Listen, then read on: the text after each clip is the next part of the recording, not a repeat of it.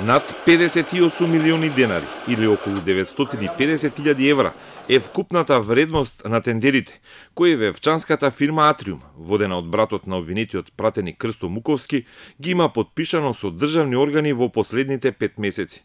Податоците се јавни и се впишани на сајтот на Бирото за јавни набавки.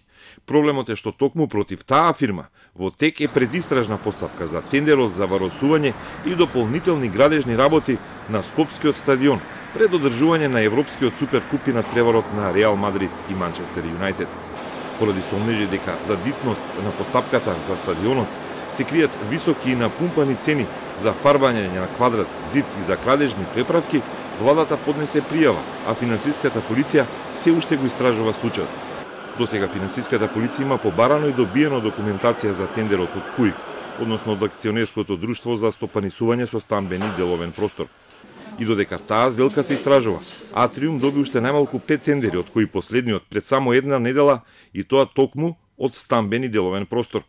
Тој тендер е во вредност од околу 700.000 евра со ДДВ и се однесува на градежни работи на повеќе канцеларии и простор на агенцијата.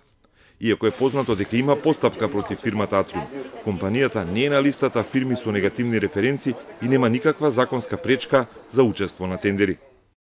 На денот на јавното отворање на понудите немаше објавено негативна референца на сајтот на Биро за јавни набавки, со што немало никаква законска пречка за учество на фирмата во јавното наддавање.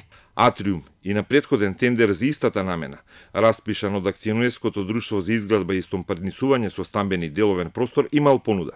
Но во април оваа година тендерот е поништен поради пропусти во постапката, стои на сајтот набавки.